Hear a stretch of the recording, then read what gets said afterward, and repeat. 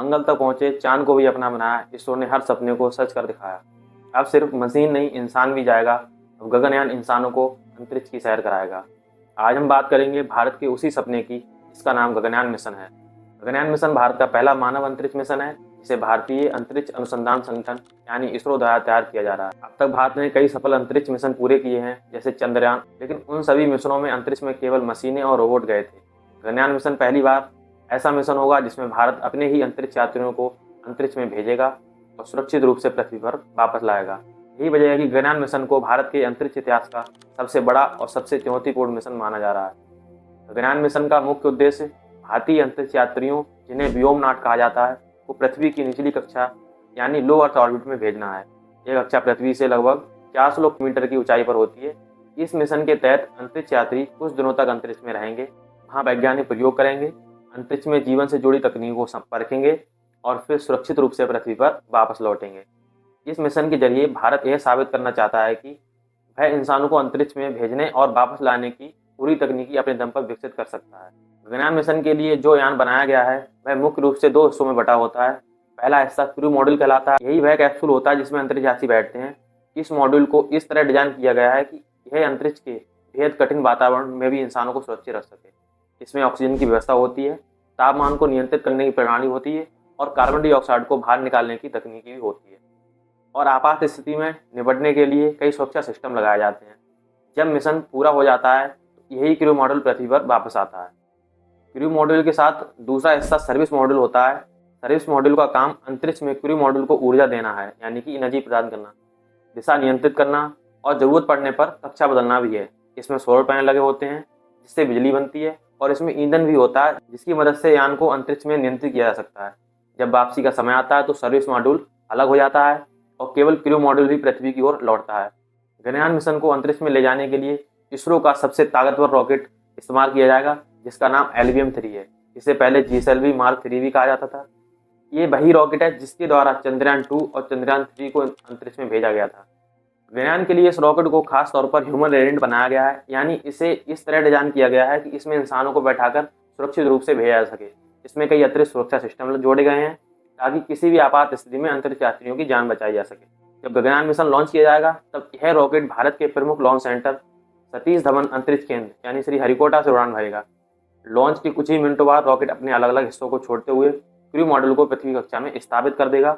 इसके बाद अंतरिक्ष यात्री पृथ्वी की परिक्रमा करेंगे। अंतरिक्ष में रहते हुए वे अपने शरीर पर जीरो ग्रेविटी का असर समझेंगे, वैज्ञानिक प्रयोग करेंगे और यह परखा जाएगा कि इंसान लंबे समय तक अंतरिक्ष में कैसे काम कर सकते हैं। गगनयान मिशन में सबसे चुनौतीपूर्ण चरण पृथ्वी पर वापसी का होता है।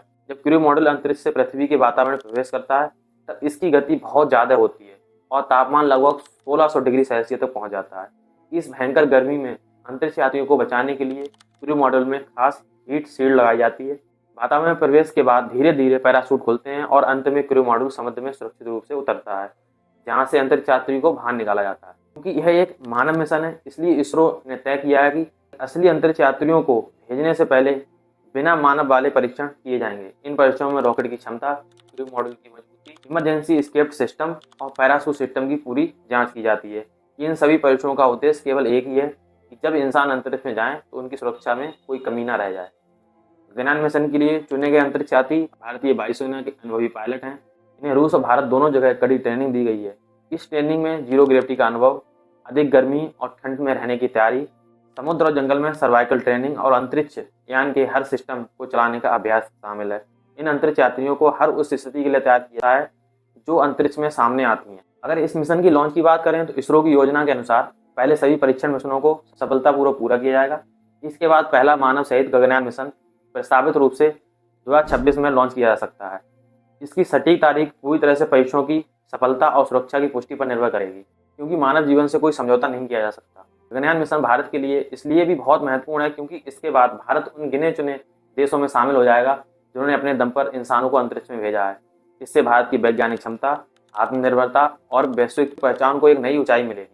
आने वाले समय में यही मिशन भारतीय अंतरिक्ष स्टेशन और भविष्य के चंद्र मिशनों की नींव बनेगा। अंत में यही कहा जा सकता है कि गगनयान मिशन सिर्फ एक रॉकेट या अंतरिक्ष यान नहीं है, बल्कि ये भारत के आत्मविश्वास, विज्ञान और सपनों की उड़ान है। जिस दिन भारतीय अंतरिक्ष यात्री अंतरिक्ष में तिरंगा लहराएंगे, उस दिन हर भारतीय को गर्व महसूस होगा कि हमारा देश अब सितारों के बीच अपनी जगह बना चुका है। अगर आपको वीडियो हमारी अच्छी लगती हो तो प्लीज़ वीडियो को लाइक शेयर जरूर किया करें और कमेंट भी किया करें कि आपको हमारी वीडियो कैसी लगी।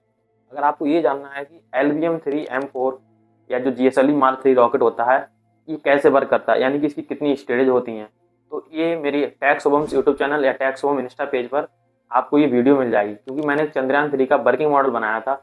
ये एक ऐसा मॉडल है जिससे आप ये समझ सकते हैं कोई मिशन अंतरिक्ष में कैसे जाता है।